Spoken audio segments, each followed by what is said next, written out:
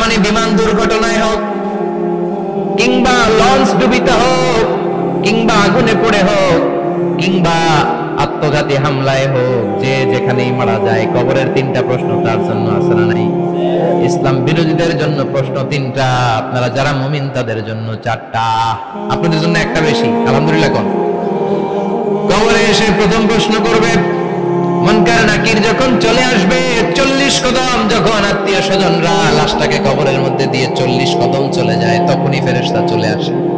আহা, শেষ, সব শেষ। এসে পরীক্ষা শুরু। মার রব্বুক, তোর রবের নাম কি? চিল্লায় বলেন, আমাদের রবের নাম কি? আমরা বলবো রব্বি আল্লাহ, আল্লাহ আমারে রব। দমে দমে তনু মনে তারি পড়েন, আল্লাহ আমারে রব। তোমার দুনিয়াতে আমি যেদিকে তাকাই, অথই নিয়ামতে ডুবে আছি সবাই। পাখপাখালির গানে শুনি তাসবিহ কলো রব, তাসবিহ কলো রব, আল্লাহ আমারে রব। প্রথম প্রশ্ন, তোমার রব কে? আমরা বলবো আমাদের রব আল্লাহ। দ্বিতীয় প্রশ্ন, ওমা দীনুক, তোমার ধর্মের নাম কি? আমরা কি বলবো? তৃতীয় প্রশ্ন, বিশ্বনবীর চেহারা দেখিয়ে বলা হবে আতারিফু হাদার রাজুল, এই লোকটারে চিনো নাকি? আমরা বলবো চিনি, আমাদের প্রাণের নবী, ঠিক কি না? চাঁদের চেয়ে সুন্দর তুমি নবী আমার কমলিওয়ালা, দু জাহানের বাদশাহ তুমি প্যারা নবী সাল্লাল্লাহু আলা, চাঁদের চেয়ে সুন্দর তুমি নবী আমার কমলিওয়ালা, ঠিক কি না? তিনটা প্রশ্নের যথাযথ উত্তর যখন দিয়ে দিলেন, আপনার জন্য অতিরিক্ত আরেকটা প্রশ্ন করা হবে, ওয়ামা ইলমুক, তোমার নলেজ কি? তিনটা প্রশ্নের উত্তর যে তুমি করতে পারলা, কিভাবে পারলা, কেমনে জানলা? নকল করে বলছো নাকি জেনে বুঝে আসছো? নকল হয় না? এখন তো পরীক্ষা চলতেছে বোধহয়। কি পরীক্ষা?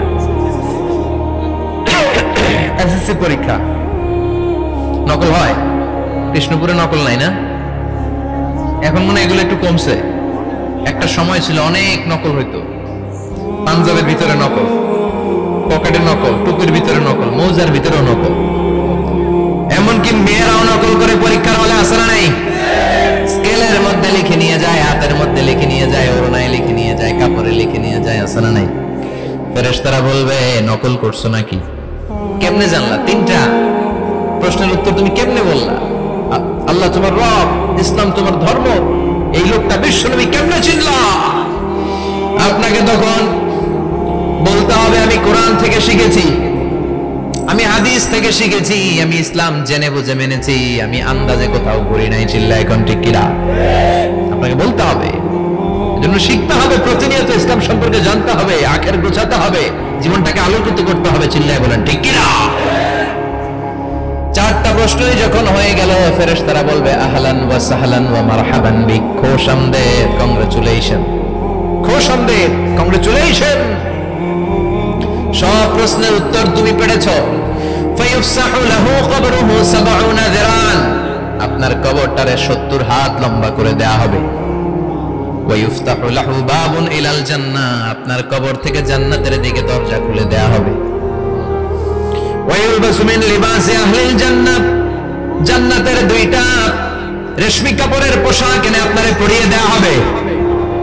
আর বলা হবে নাম কানাউমিল আরুস, ঘুমাও, sleep, you should get some sleep now, তোমাকে লম্বা সময় পরে দিতে হবে, ঘুমাও। কানাউমিল আরুস, যেমনি বর বাসর রাতে আরামসে ঘুম দেয়, বাসর রাতে যেমনি বর কনেকে নিয়ে মধুর ঘুম দেয়, তুমিও ঘুমাও, কেউ তোমার ঘুম ভাঙবে না। মালাক ইসরাফিলের, কিয়ামতের জন্য ইসরাফিলের সিংহায় যে ফুৎকার আছে, ওই ফুৎকার ছাড়া কোনো কিছুই তোমার ঘুম ভাঙাতে পারবে না।